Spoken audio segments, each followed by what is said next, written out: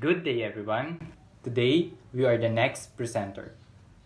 And today we're going to tackle about the crowd behavior, crowd control, and the use of non-lethal weapon. And now let me discuss the purpose of this lesson. This human effects advisory panel assists the behavior of crowds for the purpose of determining the potential control of crowds, such as crowd control may encompass the effective use of non-lethal weapons. In support of this assessment, the panel accomplished the following objective. We have identification of what is known and not known about the crowd behavior. Second, we have development of the decision-making guidelines for a crowd control. Third, we have development of education and training guidance for the crowd control. And the last one, we have development of the roadmap to a guide future research of crowd behavior. And now, the requirements for crowd control. Crowd control is leading core capability sought by the Joint Non-Lethal Weapons Directorates. The capability includes the means by influence by behavior for activity of potentially hostile crowd, as well as the capability to bring a mob or to engage in the riot under control. So when we say mob, a mob is a large crowd of people, especially one that disorderly or intent to cause trouble or violence. A mob of protester. And now, let me discuss the final previous assessment of non-lethal weapons, which are designed for crowd control weapons such as the MCCM, or what we call modular crowd control munition. And the second one, we have NLCDC, or what we call for TML non-lethal crowd control cartridge, were developed to modify the behavior of individuals within the crowd and ultimate the crowd as the whole. However, these behavior modifications greatly depend on how understanding of individuals and group motivation. Little is known about this subject, and therefore little could be predicted about the probability of behavior modifications using these non-lethal weapons. And now, when we say the MCCM, or the modular crowd control munition, is designed to deny access into or out of an area to the individuals and suppress individuals. This technology has potential to support multiple missions, including the entry control points, defensive actions, and also the crowd control. While the NLCDC, the non-lethal 40 ml cartridge, provides friendly force with the capability to stop, confuse, disorient, and monetarily deter a potential threat without using deadly force. And now, this is the video that gives you idea the different kinds of weapon, what we call non-lethal weapons. My name is Darren Lindsay. I'm a firearms instructor. I'm also the less lethal coordinator for the Denver Police Department.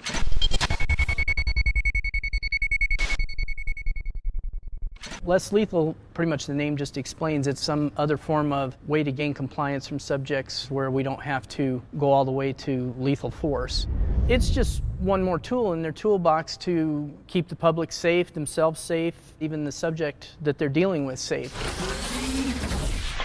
One of the items in our toolbox is a personal defense spray. We just refer to it as our pepper spray. The benefit to this is that everyone has it on their belt so they can get to it. It's convenient. We would use this when maybe you're met with someone who's aggressive, looking to assault you but does not have a weapon, and you're not justified in moving to a stronger use of force from your toolbox. It's something that they can be decontaminated from and go on about their lives, and it doesn't have a permanent effect. What I would do when I go to deploy this, I would hold it out as arm's length. We don't want to be any closer than 3 feet. You can permanently damage their eyes, and that's what we instruct, is to spray across their eyes from ear to ear, just in little 1-second bursts. So you want to be 3 feet or further away, but you don't want to be so far back that it's ineffective and you can't accurately get the target that you're shooting for. Then we've got the taser system. and that's an individual carry item as well. Each patrol officer in the city right now has one individually issued to them. An officer would deploy the taser when the subject rises to the level of active aggression, and active aggression is defined as the threat or perceived threat of an assault on the officer. The taser runs off of electricity. It can immobilize a person immediately, and it's really, really good for not giving long-lasting effects. The taser cartridge that we use has 25-foot wires connected to the probes. So from about 10 to 12 feet away, I've got my subject here. His threat level has reached the active aggression level, so I'm going to take out my taser, put the red dot right on him after I activate the safety switch, and I'm going to call out taser, taser, taser for any officers around so that they're aware that I'm about to deploy it. Taser, taser, taser. Taser, taser, taser. The way that we train is that you don't ever deploy less lethal unless you've got another officer there to cover you. When the taser was deployed and the person was incapacitated, they would come up and actually take that person into custody. Another tool in the toolbox that we use is the 40 millimeter. This is a multi-launcher. 40 millimeter helps us with distance. It projects this foam baton. It's a little black rubber baton. It goes out about as fast as a professional baseball pitcher, about 90 to 100 miles an hour. It will leave bruising, possibly some welts. It should incapacitate a person or make them stop doing whatever they're doing, but it gives us the advantage of being further away versus the pepper spray and the taser. This can be used a lot of times for suicidal parties. I would deploy it in their extremities, their thighs, their arms, to either disarm them or incapacitate them so that we can come up and take them into custody and get them the help they need. This is a training round, and it just saves money because we can reuse these. So this is what I'll be using to show you how to deploy it downrange. I'd come up on target, take the safety off, and then shoot.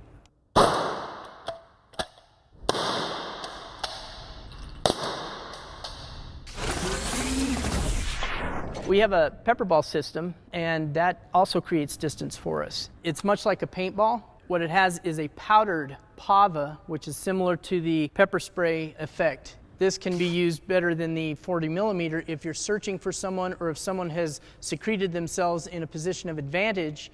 We can deploy the pepper balls into that area, and just the powder itself will activate and make them come out. We've had it where we've been searching for a suspect for whatever reason, say down an alley, and we believe that he might be in a dumpster. It's not safe for us to look into the dumpster or reach into the dumpster, but what we can do is deploy the pepper balls into the dumpster, creating that fog in there, and when it activates, it'll cause him to come out and surrender.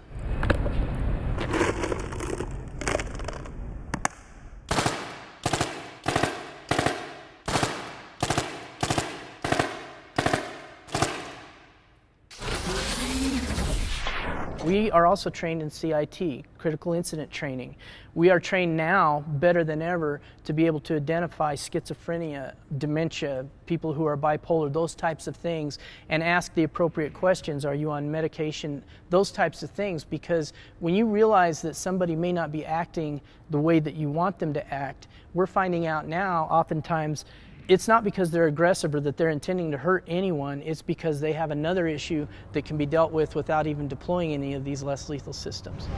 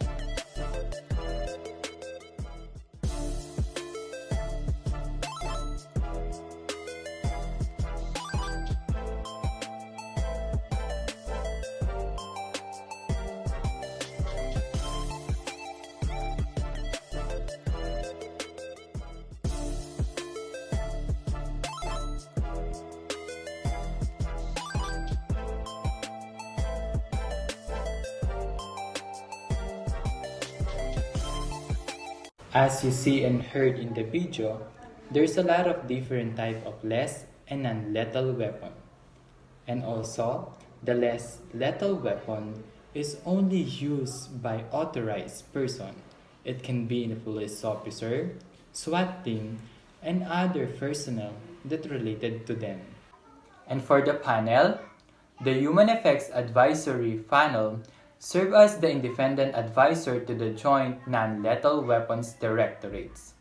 It is export its finding to the directorates and provide assessment of human effects issue related to the non-lethal weapon, as well as examine any other issue for directorates deems appropriate.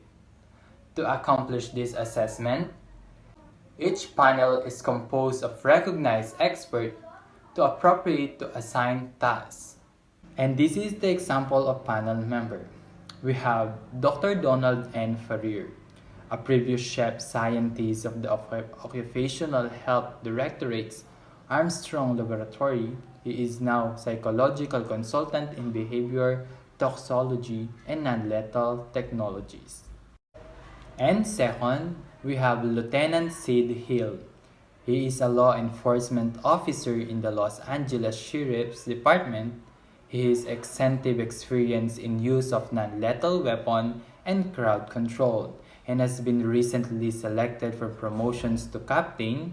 He is the Chief Warrant Officer 5 in U.S. Marine Craft Reserve and has participated in the peacekeeping operation in Somalia and Bosnia. And last, we have Major Steve I. James.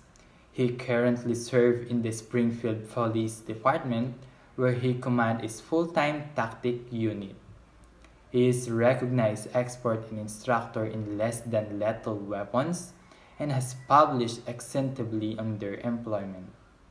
Those panel consisted of recognized experts in crowd behavior and control.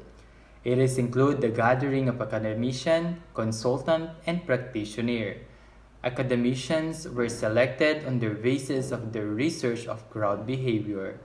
Also selected were consultants were expertise the psychological, interpersonal dynamic of individual crowd control or behavior. Practitioner came from the law enforcement community and were chosen to the basis their experience in crowd control and the non-lethal weapon employment. The mix of experience and expertise enabled the panel to address the crowd behavior, findings the commonality between the theory and practice. Remember, the panel consisted of recognized experts in the crowd behavior and control. Now, I'm going to discuss the history of hostile and crowd and riots. So for this topic, I can find any pictures and video related for the topic because it's happened over the past century. But I will put example about the crowds and riot in our generation. The history of hostile crowd and riots. Dr. Wendy Gilpin conducted background research on hostile crowd and riots. Riots had occurred in every century in every region of the world. They had been attributed to poverty, hunger, unemployment, strike, industrial dispute, politics, religious and ethnic differences, sport, alcohol, and even the weather. Riots involving the poorer social classes and political groups were frequently in Asian civilization. An earthquake in Sparta in 464 BC promoted slaves to riot in the street. The Spartans led force against the slaves when the Roman government abolished the law that helped in the forum in 121 BC. Riots erupted in the forum, over 3,000 people died. Riots associated with the religious differences had occurred throughout the history. For example, German Protestant troops controlled Rome and rioted 4 days in 1527. Catholic massacred Protestant in the southern France in 1545. Riots could be political and religious motivated in London during the 18th century. Lord Robert Gordon, who strongly opposed the Catholic empansations, led a crowd of 50,000 people to the House of Commons to represent the petition for the repeal of the 1778 Roman Catholic Repeal Act. This crowd turned to violence and over the next 5 days destroyed many Catholic chapels and private homes. It is estimated that over 400 people were killed, and a lot of property was destroyed during the Gordon riots. In United States, some 1,800 riots were believed to be caused by anti-Catholic, anti-immigrants, and anti-black sentiments. Many American citizens strongly disliked the immigrants, specifically the Irish Catholic and the Asians. In the 1850s, members of Know Nothing or American Party feared rising political powers for Irish Catholics. Irish Catholics were attacked in several cities, including the Baltimore, Louisville, New Orleans, and St. Louis. And now, according to Dr. Macfield pointed out, the definition of characteristic of riots and rioting is violence against the person or property by one or more individuals in gathering. Please watch this video to have an idea. Umaga pa lang, tensyonado na sa Silverio Compound sa Sukat, Parañaque. Determinado kasi ang mga residente na pigilan ang nakatagdang demolisyon sa kanilang mga bahay. Nakatutok si Maria Ausente.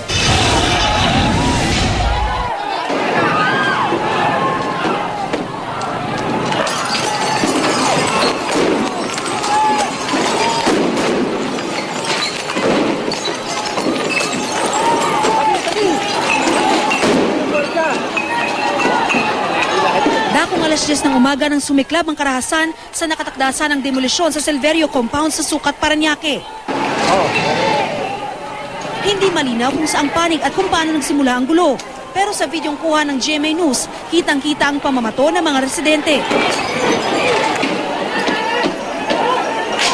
Ang mga pulis, nagpakawala naman ng tear gas.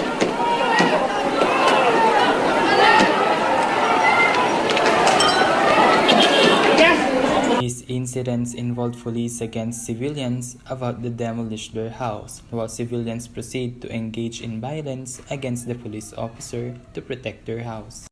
According to Dr. Wandington, summarize the significance of history of hostile crowd and riots. From a history perspective, it is obvious that all the riots are not the same. Riots have changed with the time and technology. Change in social disorder are like to continue to acquire a better understanding of a crowd behavior is imperative. So that would be all my report for today. I'm DJ Escal. Have a nice day. Good day everyone, I am Danica De Jesus and I am here to report the topic about crowd behavior control and the use of non-lethal weapons. Objective 1. What is known and not known about crowd behavior? Many military and law enforcement concepts on crowd control are based on the stereotypes that have been disapproved by social scientists. The findings of these scientists indicate a need to reevaluate existing methods and operating procedures for crowd control. Gatherings are not the entity that the term crowd often implies. Rather, gatherings are more of a process with a beginning, middle, and end. While such gatherings may lend themselves to rioting, they seldom result in violent activity. Additionally, many of the common beliefs regarding what causes riots are not supported by empirical evidence. Discussion. Many of today's views on crowd behavior are based on stereotypes that grow out of academia over a century ago. Dr. Clark Macphail pointed out that writings of Gustav Le Bon in 1895, Robert Park in 1904 and 1930, and Herbert Plummer in 1939 long dominated scholarly thinking about crowd behavior. Their writings fostered that beliefs that crowds are unified masses whose behavior can be categorized as active, expressive, actinguisive, or hostile. Their writings also held that crowd participants were given spontaneously, irrationally, loss of self-control, and a sense of anonymity. Other scholars propose that crowds do what they do because of their lower class, criminal, or riff-raff composition. Crowds, mass behavior, and social movements. Have you ever been to a school assembly or a concert? Are your clothes reflective of the latest trends? Do you sometimes protest to support public causes? These are all examples of collective behavior, the ways people act in crowds, social movements, or throughout entire cultures or societies. Collective behavior is usually spontaneous. It can be unpredictable, localized in certain specific areas, or dispersed across the entire globe. Collective behavior changes between the groups that form in our lives. We can engage in collective behavior with people we hardly know, or with family members and friends. One of the simplest forms of collective behavior is crowds. Crowds are simply a group of people gathered together. When you are in a store or at a bus stop, you are in a casual crowd. When you are at a wedding or a school assembly, you are in a conventional crowd, when all the people are there for that specific event. When you are at a sports game or a concert, you are in an expressive crowd, where people gather because there is emotional appeal. These are the most common and least dangerous crowds, and the people involved interact with each other in varying degrees. However, one of the more dangerous crowds is the acting crowd, fueled by a single purpose. People in acting crowds often think in clear right and wrongs, and reasoned arguments do not work on these crowds. When they become violent, it is called a mob, which is dangerous for the people within the crowd.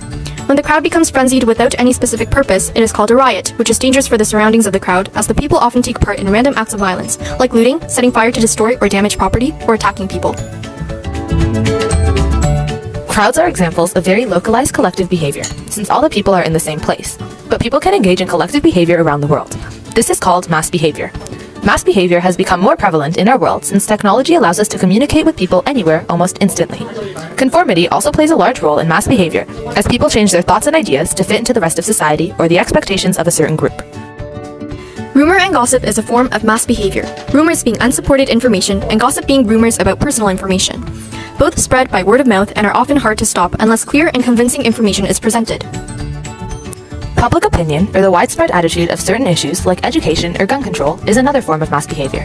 Although public opinion can vary depending on people's lives, it can also be manipulated by people in power to serve a purpose. Propaganda is a popular way of doing this. Mass behavior can sometimes have very negative effects on societies and groups. An example is panic and mass hysteria. Panic is a reaction to a threat that can cause people to act in irrational and self-destructive ways, which can in turn cause harm to an entire group. Panic is often more localized and affects smaller groups of people. Mass hysteria is similar to panic, but on a larger scale, as a reaction to an event. Oftentimes, if others see people screaming and running, they too will start screaming or running, even if they don't see an immediate threat or reason to act in that way. Mass behavior also contributes to the spread of culture through fashion or fads. Fashion is the spread of a social pattern. This can involve clothing, hairstyles, furniture, and more. Fads are social patterns that exist very briefly and can involve behaviors rather than just material things, such as teenagers eating Tide Pods. Some fads can become mainstream and eventually become fashion, such as blue jeans. The last type of collective behavior is social movements. Social movements consist of people who are promoting or resisting changes to society. Sociologists have divided social movements into three main categories. The first, redemptive social movements, are movements that seek radical changes of a small group. The second, reformative social movements, are movements that seek minor changes that affect entire societies. And the last, revolutionary social movements, are movements that seek radical changes that affect large groups. Sociologists have also developed 4 theories as to why social movements begin. The first is the deprivation theory, involving things like income or equal rights. The second is the mass society theory, which gives people a sense of belonging and power, such as neo-Nazis and supremacists. The third is social concern theory, which could involve things like free education and healthcare. And finally, there is the structural strain theory, which involves revolutionary ideas like declaring independence of a country. No matter how we go about our day, we're constantly interacting with other people and therefore engaging in collective behavior. Even with the smallest and closest of friend groups, we can catch ourselves spreading a bit of gossip or expressing our concern for parts of society. Collective behavior is important to all societies, even though it can become dangerous. It gives societies ways to connect and creates a bond even between complete strangers. For the rest of the day, be aware of what types of collective behavior you participate in, which crowds you're in, why you chose the shirt you're wearing, what rumors you spread, and you'll be surprised at how collective behavior affects your entire life.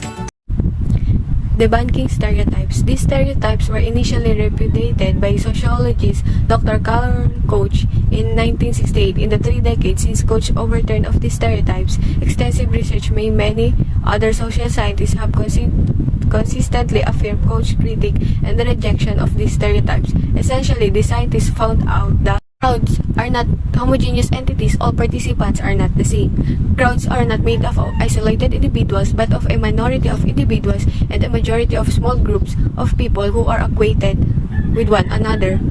Crowd participants are not unanimous in their motivation. Crowd participants are not anonymous to one another. Crowd members are not given to unique or distinctive emotional display. Crowd participants seldom act in unison, and if they do, that action does not last long. Crowd does not cripple individual cognition. Crowds are not uniquely distinguished by violence or disorderly actions.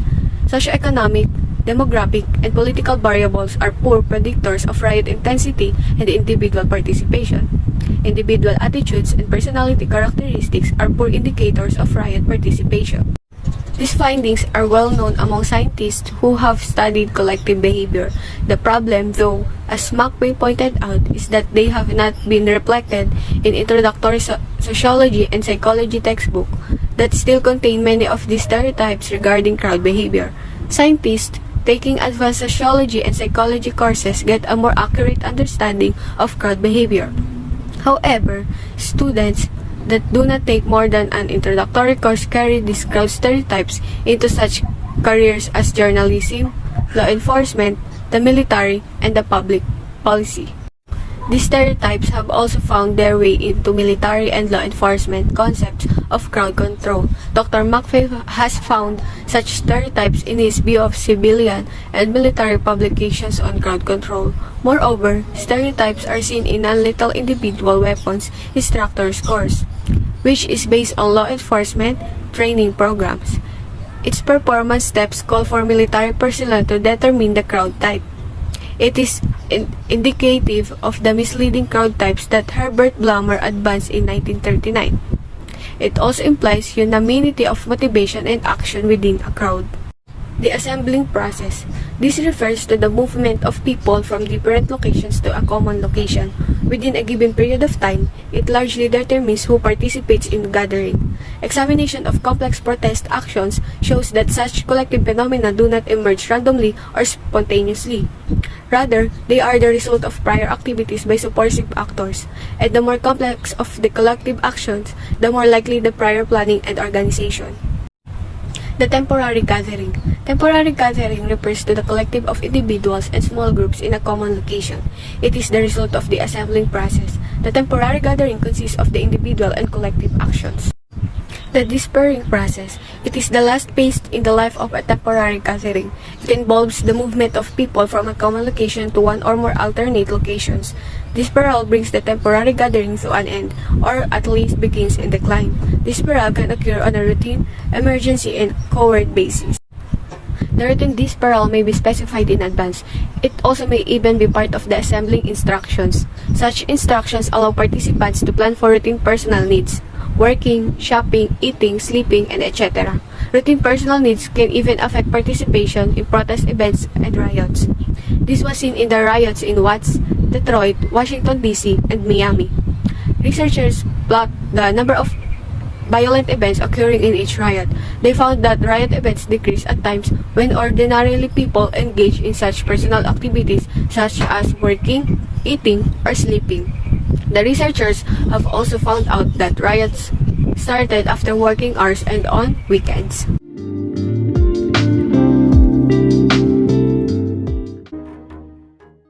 A riot is a form of civil disorder commonly characterized by a group lashing out in a violent public disturbance against authority, property, or people. Riots typically involve theft, vandalism, and destruction of property, public or private. The property targeted varies depending on the riot and the inclinations of those involved. Targets can include shops, cars, restaurants, state-owned institutions, and religious buildings. Riots often occur in reaction to a grievance or out of dissent. Historically, riots have occurred due to poor working or living conditions, governmental oppression, taxation or conscription, conflicts between ethnic groups, or religions, the outcome of a sporting event or frustration with legal channels through which to air grievances. While individuals may attempt to lead or control a riot, riots typically consist of disorganized groups that are frequently chaotic and exhibit herd behavior. However, there is a growing body of evidence to suggest that riots are not irrational, herd-like behavior, but actually follow inverted social norms. T.S. Ashton, in his study of food riots among colliers, noted that the turbulence of the colliers is, of course, to be accounted for by something more elementary than politics. It was the instinctive reaction of virility to hunger. Charles Wilson noted, spasmodic rises in food prices provoked Keelman on the Tyne to riot in 1709, tin miners to plunder granaries at Falmouth in 1727. Today, some rioters have an improved understanding of the tactics used by police in riot situations. Manuals for successful rioting are available on the internet, with tips such as encouraging rioters to get the press involved, as there is more safety and attention with the cameras rolling. Citizens with video cameras may also have an effect on both rioters and police. Dealing with riots is often a difficult task for police forces. They may use tear gas or CS gas to control rioters. Riot police may use less than lethal methods of control, such as shotguns that fire flexible baton rounds to injure or otherwise incapacitate rioters for easier arrest. A riot is a type of civil disruption in which a group attacks authorities, property, or individuals in a violent public disturbance. Riots are often associated with the destruction of property, whether public or private. The property attack varies depending on the nature of the riot and the preference of people involved.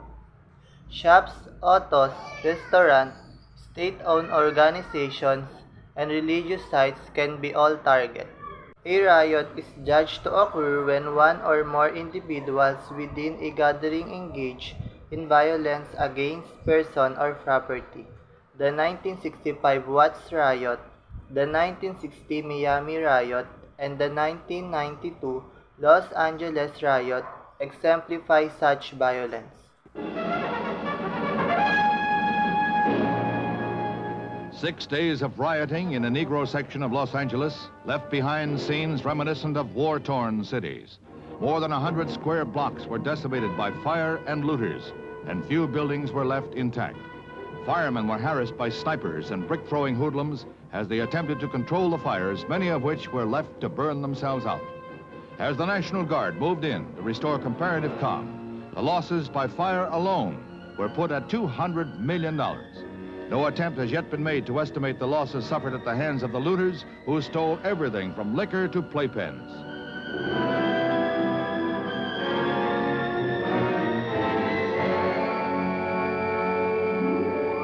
Firemen were later issued flak suits of bulletproof mesh to protect them from snipers who continued to shoot from rooftops.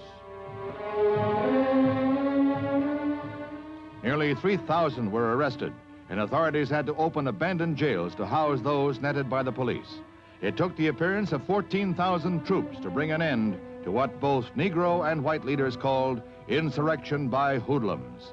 Civil rights leaders were quick to deplore the unbridled lawlessness, and Martin Luther King vowed to do all in his power to prevent a recurrence in Los Angeles or anywhere.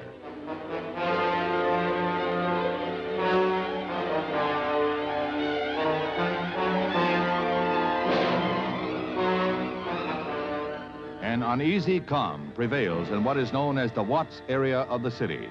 A curfew was put into effect, and the entire section declared off limits to all but residents. The people who live here are suffering great hardship with no grocery, drug, or other service stores able to operate.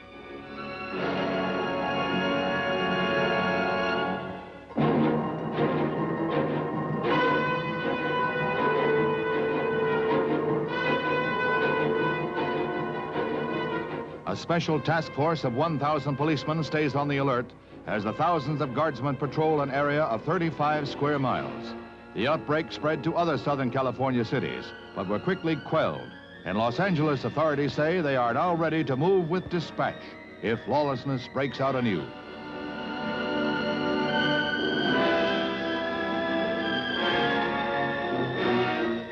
The riots in Los Angeles have written a sorrowful page in American history.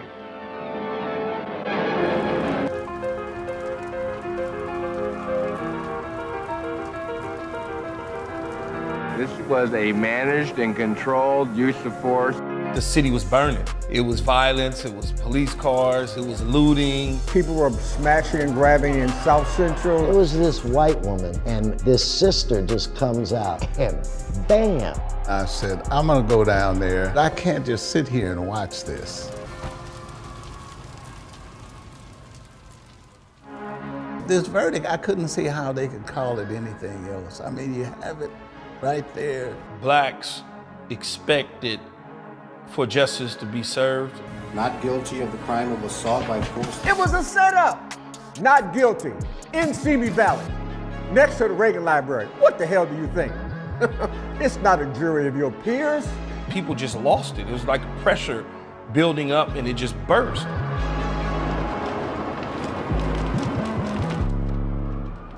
We participated in the riots. Like, we participated as part of the looting group. At 18, 19 years old, what the hell are we gonna do? We don't know. We just see people taking stuff and we wanna join in. People might sit there and say, oh my God, I can't believe that Keyshawn Johnson was looting. Yeah, when you grow up in South Los Angeles and you have an opportunity to see something, you go get it. And that's the reality of life when you grow up in poverty. When I look at it now as a grown man with kids, I'm like, that may not be the way to handle it, but I certainly understand it. Black folks got tired. They just got tired of discrimination, and the police didn't live in the city. They lived in Simi Valley, Moat Park, or wherever, and they came in and policed at night and went home, and it was total disrespect all over. As a people, what must we do for justice?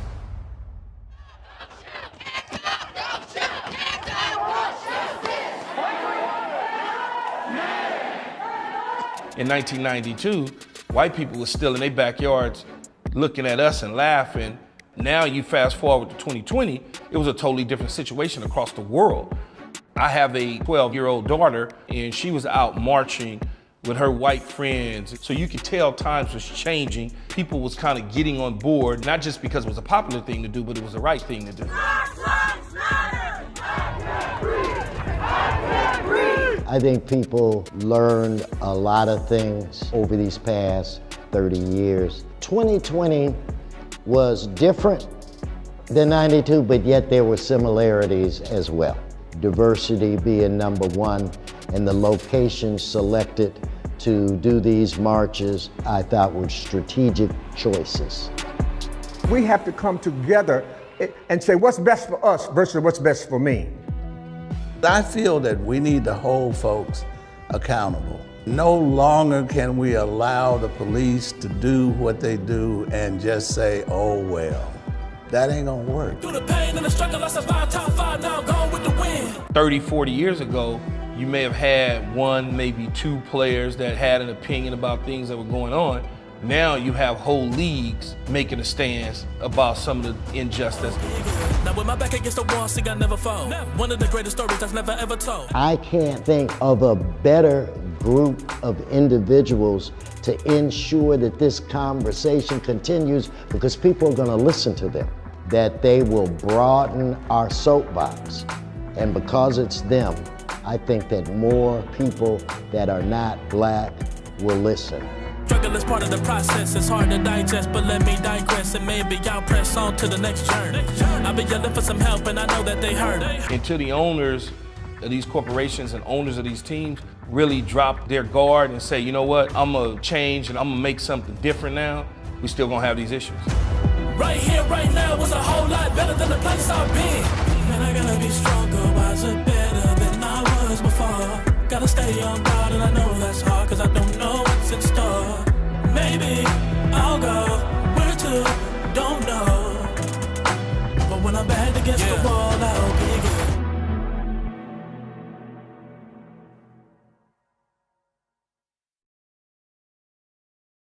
Most demonstrations and protests in the US and Europe have not resulted in riots. Protests can evolve into violence, as was the case in the 1969 Columbia, South Carolina civil rights protest, the 1969 Weatherman's Day of Rage in Chicago, and the 1992 Fall Tax protest in London.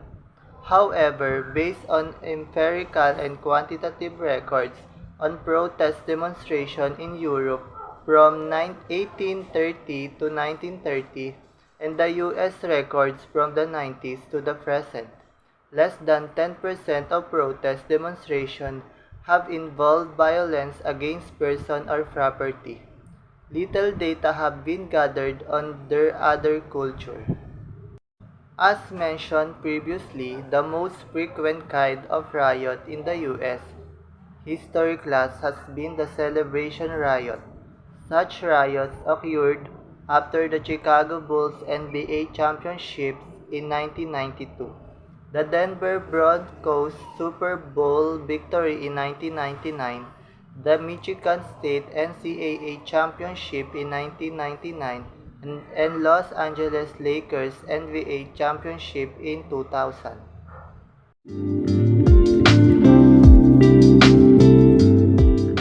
Several common beliefs exist regarding why riots start. Many assume that a community's characteristics contribute to riots. The assumption is that communities with significant socio-economic, political, or demographic strains will experience riots, and the more severe the strain, the more intense the riots. The empirical evidence does not support this premise. Dr. S. Spillerman studied that the issue of community background as it related to riots and their intensity. He looked at the characteristics of 262 U.S. cities in which riots occurred. He also looked at several hundred other cities with population of 25,000 and greater, and with the same socio-political attributes. Additionally, he had a good measure of the intensity of the rioting in this city. Some cities had more than one riot. Overall, Spillerman found that no socioeconomic or political attribute of communities consistently predicted the intensity of these riots. 11 of his work is regarded as the best social science analysis that can be done with aggregate or census tract data. Some studies have examined those demographically similar communities that experienced riot and those that did not. Dr. Donald Warren conducted a study of neighborhoods in Detroit before the 1968 riots, and then returned after the riots to learn which neighborhoods had been involved. He found that neighborhoods with a high degree of public participation did not experience riots. This participation included involvement in neighborhood association, private ownership of businesses, and local representation on the city council. Such neighborhoods were also more likely to have people to try to stop rioting when it occurred.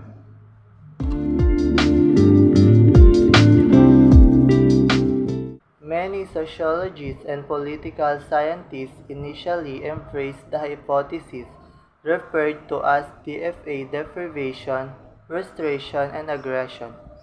They believed that individuals that were politically and or economically deprived were more likely to aggress to reduce the frustration resulting from their deprivation. Most survey research on individual riot participation in the 1960s and 1970s tested this hypothesis.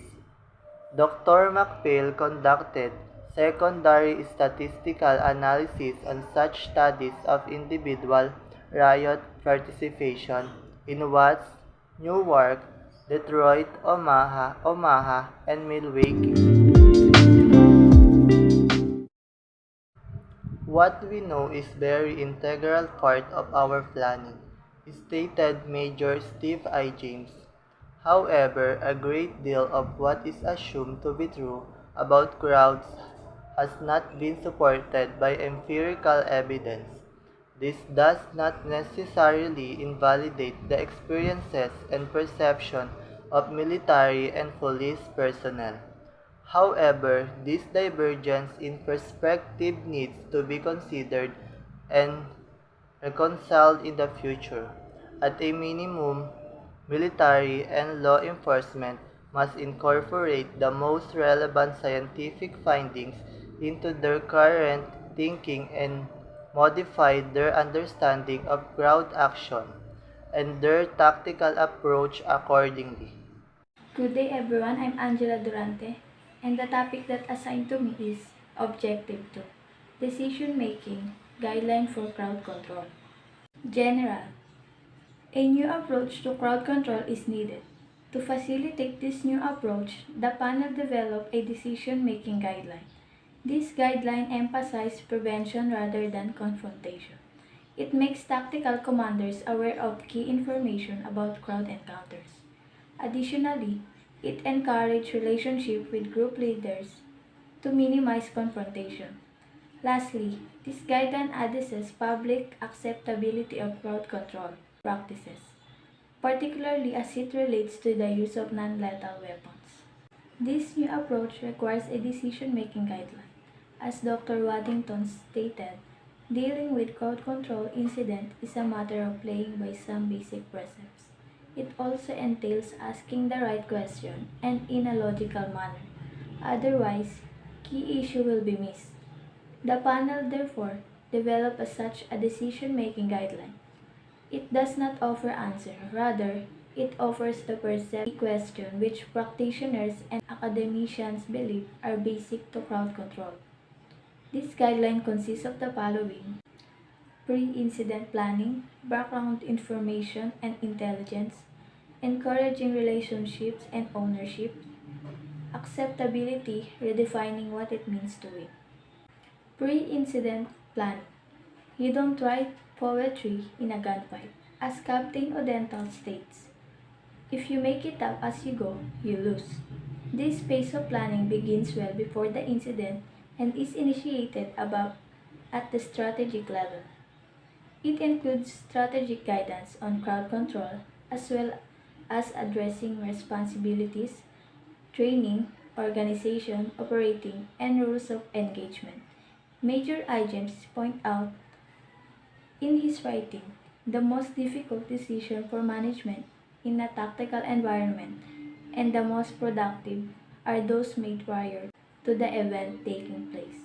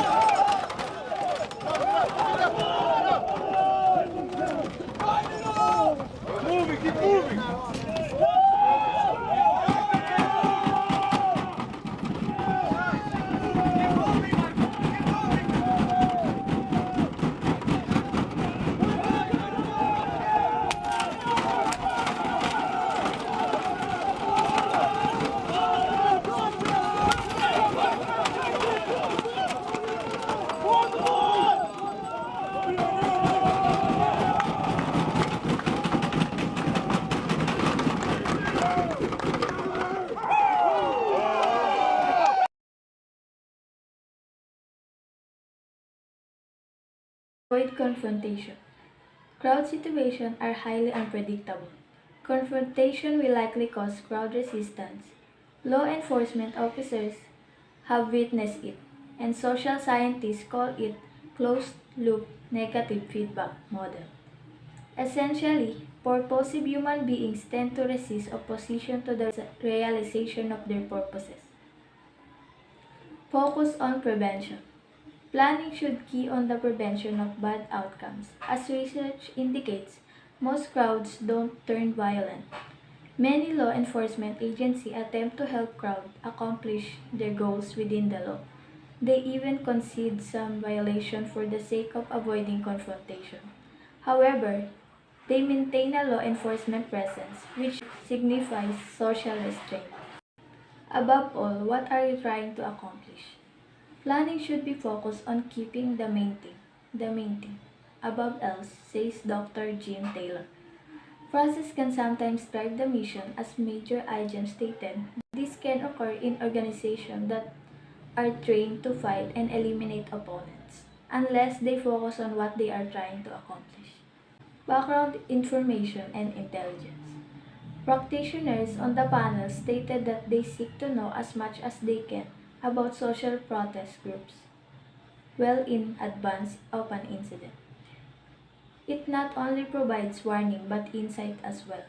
As Dr. Waddington stated, when you know as much as you can about this organization, you can start to read the situation through their eyes. You can anticipate what they are going to do. Continually assess. Some groups may not have goals that conflict with those of US. Other groups may have goals and activities that do conflict.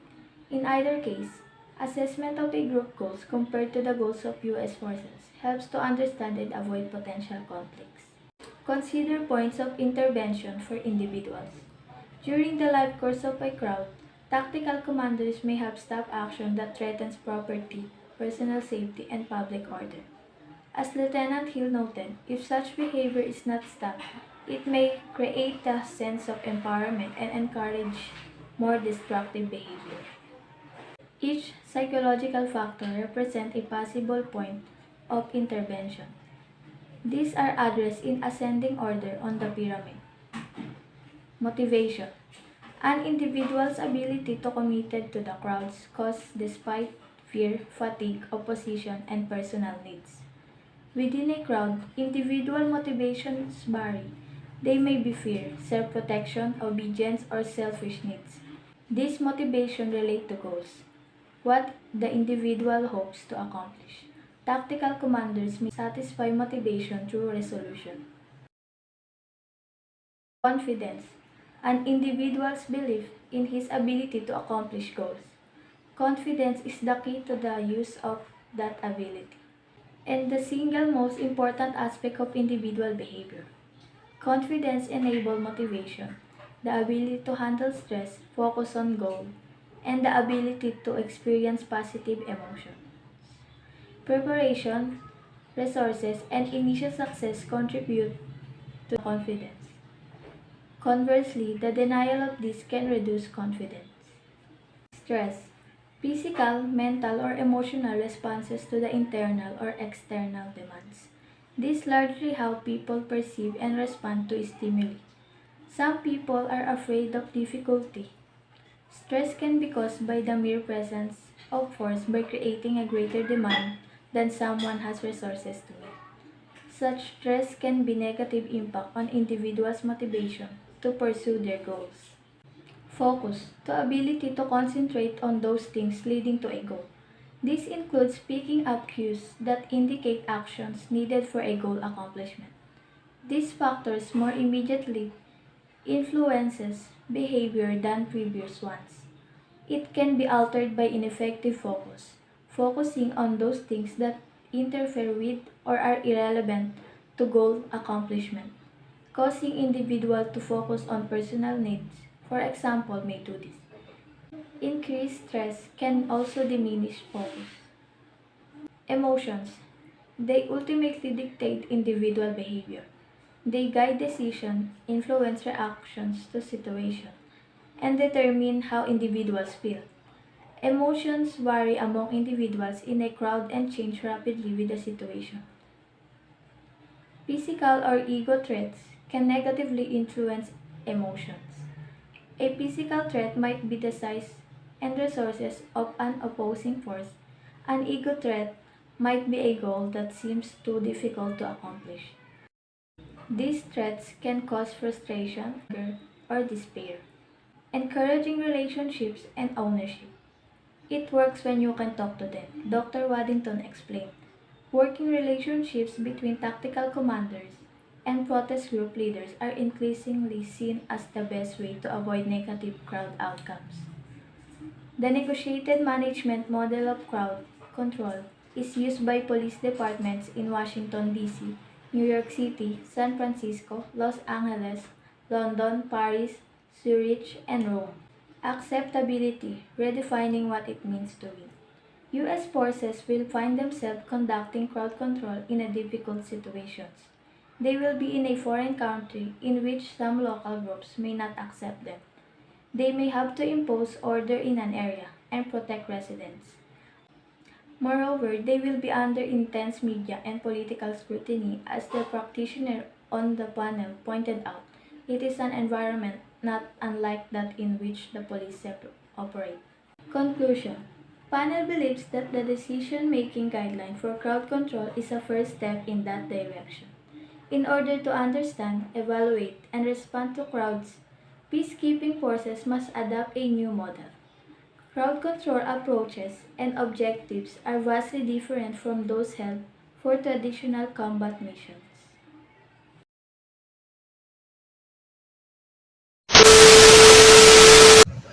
Development of education and training guidelines for crowd control.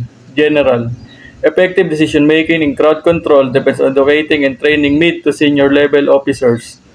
This education and training could be based on case studies. Case studies could be used to exercise prevention, planning, and crisis decision making. An organization's ability to learn partially depends on knowledge management, capturing lesson learned and best practice. Using case study not only contributes to education and training, but also provides feedback on tactics, techniques, and procedures. Ultimately, such a system can help an organization respond effectively to the challenge of crowd control.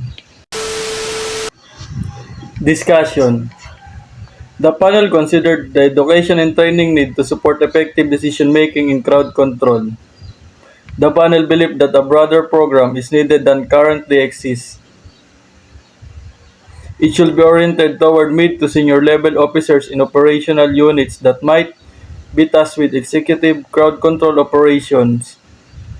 The panel then considered the best means of education and training in crowd control. This was seen as the case study. Additionally, a knowledge management system is needed to build this case study, as well as contribute to organizational change with respect to crowd control.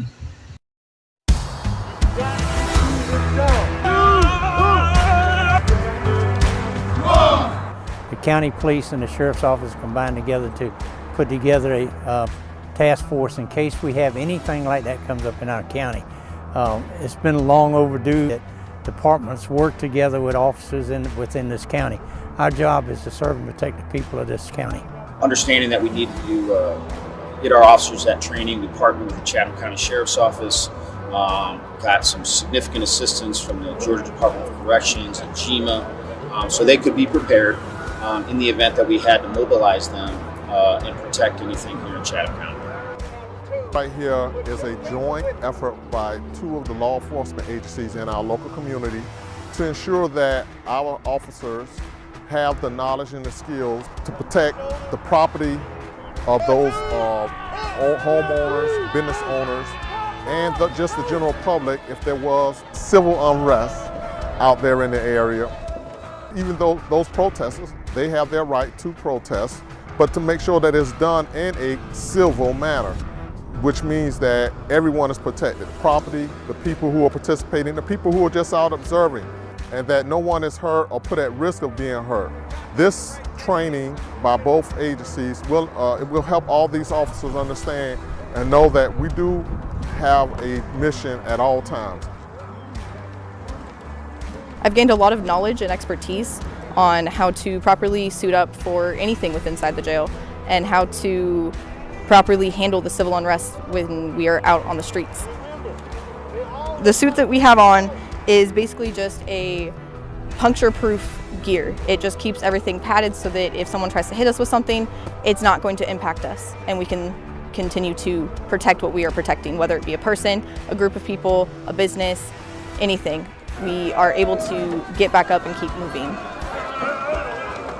One thing is that I've learned is when you prepare your staff, your officers with this type of training, the time will come. It's not a matter of if it would ever happen, it's just when. And you want to make sure that everybody has a foundation to be prepared for that when it happens, so that you can minimize the risk of something getting out of hand or the risk of someone getting hurt when they don't have to get hurt. I'm here because I want to keep the county safe. That's why I want to be a police officer. So this is a part of that. If you watch the national news now, this is going on in a lot of parts of the country. So we want to be prepared. It is definitely different being a female out here. I'm definitely outnumbered, but it gives a different perspective. It's intimidating, but it's a lot of fun because I know that everyone out here has my back. So when it comes down to it, I'm not worried, and I want everyone that I am out here with to know that I have their back just as much as anybody else.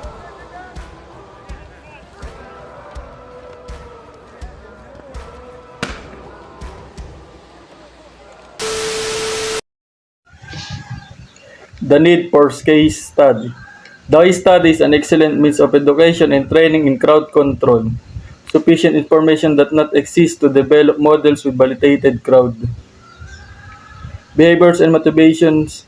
Additionally, artificial scenarios do not have any real meaning to operators. As Major I. James state, case study with hard evidence from real event do. The case study is the basic for existing crowd control education and training programs. The Los Angeles Sheriff's Department and other law enforcement agencies around the country use case study to prepare decision makers for crowd control situation. The military has also used them. Lieutenant Hill stated that Marine Corps office view tapes of crowds to prepare for the evacuation of UN force from Somalia. They had to indicate the agitators when they would intervene and what might happen next. Such case studies could consist of several elements. They might include written accounts of crowd control situation. This might come from official records that were kept on actual events. For example, some training in law enforcement is based on Los Angeles Sheriff's Department's account of the first 2 hours of the 1992 riots.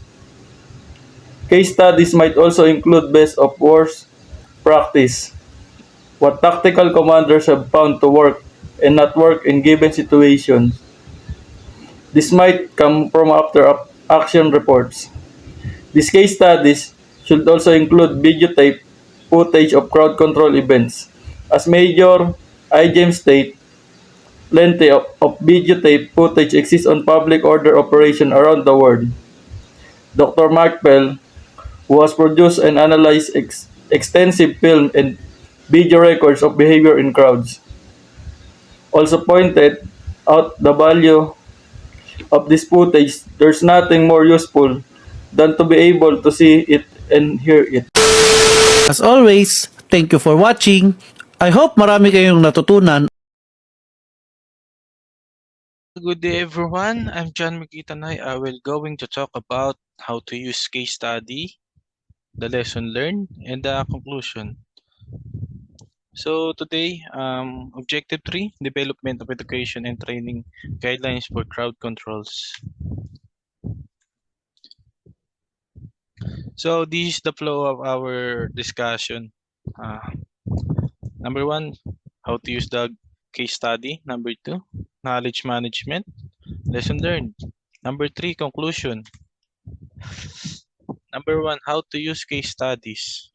Crowd events should be broken down into elements. The examination of the initial elements of a crowd control situation should be used to support prevention planning. Personnel should be indicate what might go wrong in given situation and how it might be avoided. Case study should be used to support crisis decision making. This case study should also be red team. Personnel should be designated as protesters or crowd leaders. Case study must also be coordinated with skills training.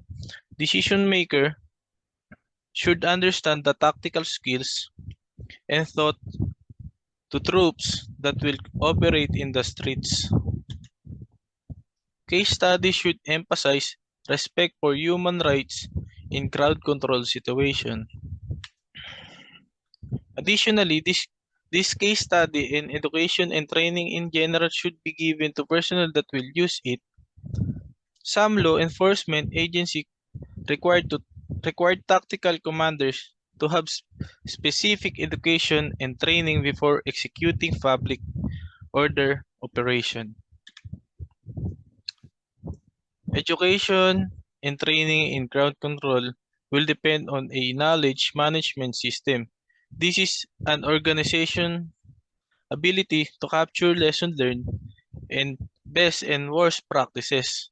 This knowledge management system is needed to build case studies needed for education and training.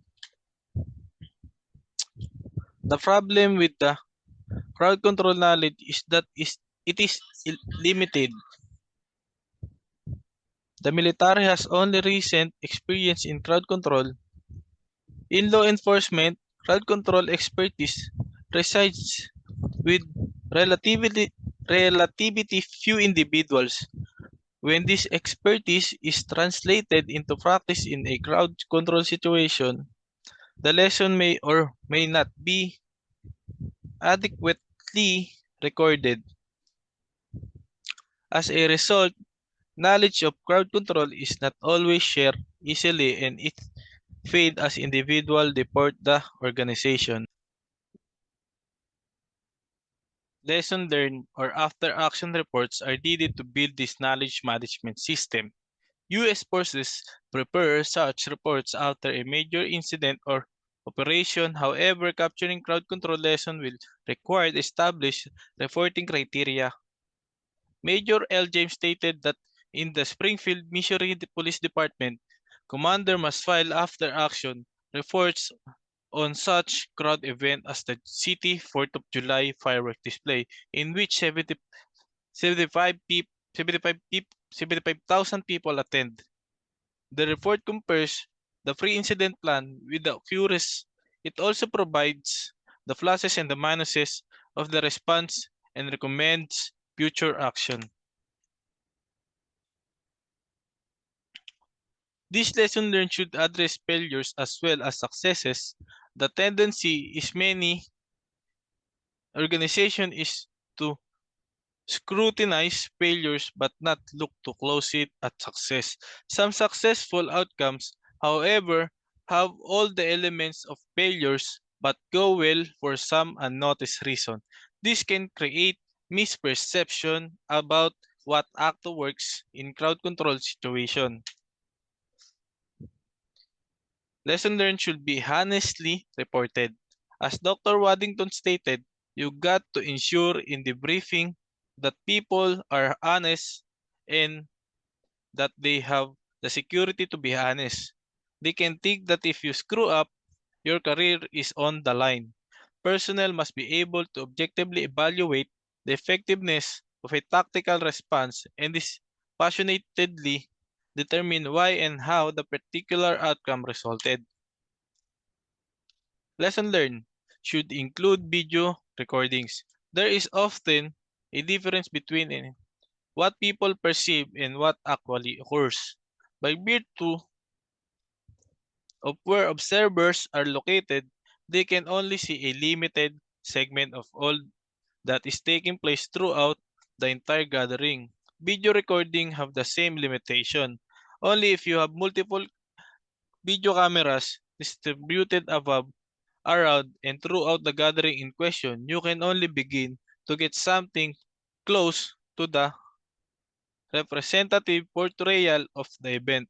However, any video record is better than none of because it can be viewed, studied, and analyzed repeatedly. A knowledge management system can have other benefits in addition to contributing to the development of case studies. It can help the organization act faster and more appropriately.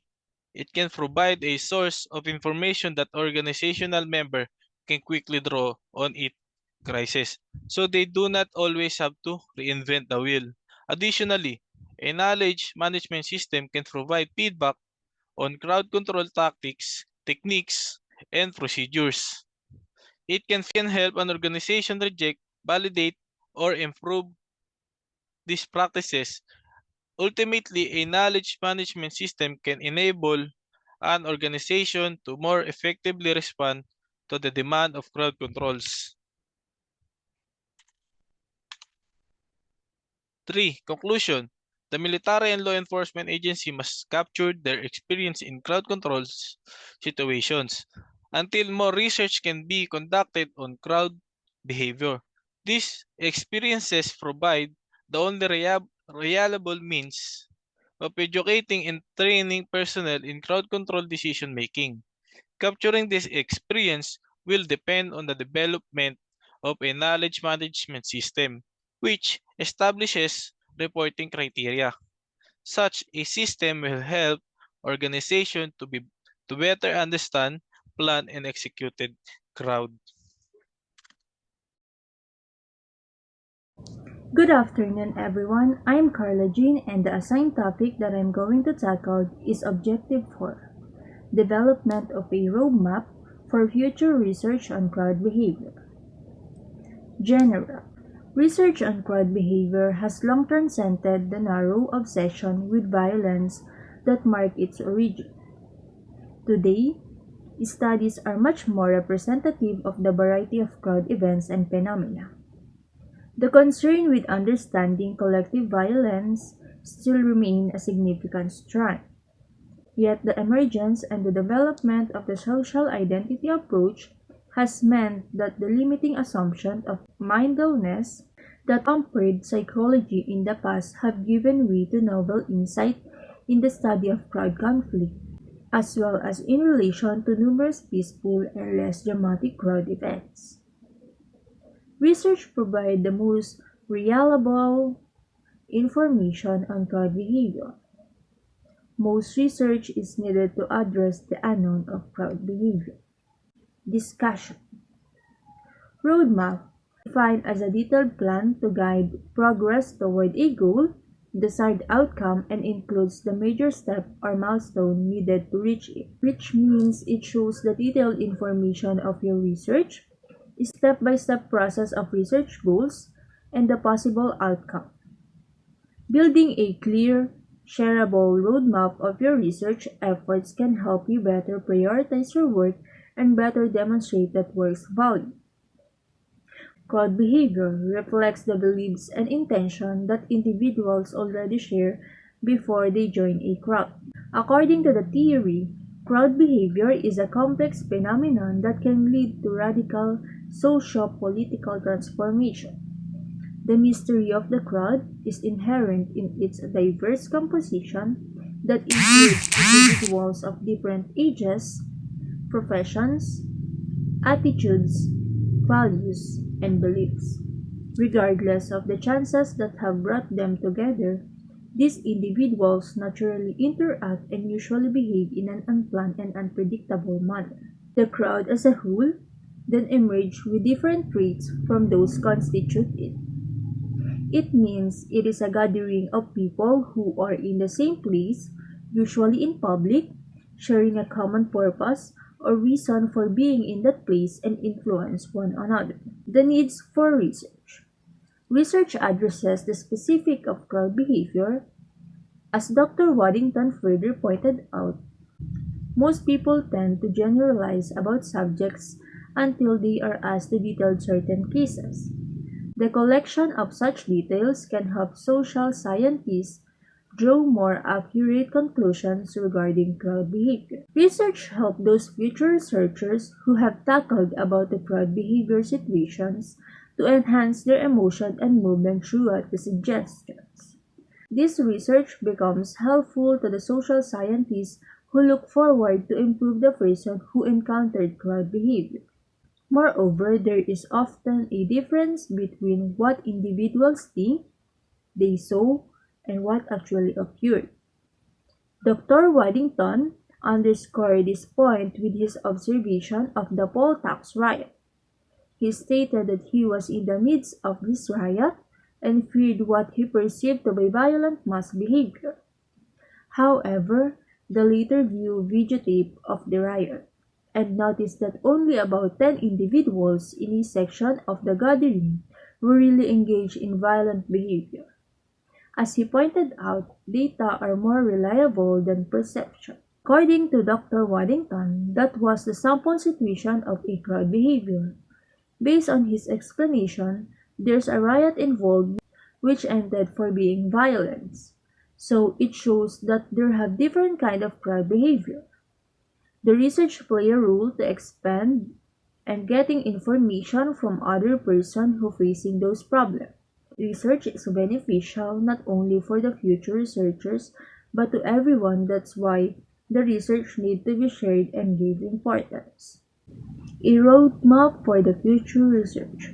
The aim of the roadmap for future research direction in data-driven policymaking is to put forward the different research and innovation directions that should be followed, reach the anticipated vision for making the public sector a key player in tackling societal challenges through new data-driven policymaking approaches. Forces deep thinking, explains where they are going, and helps everyone stay on track. Successful people have roadmaps as well, whether they know it or not. That's because they have a clear purpose that aligns the daily grid with their long-term aspiration.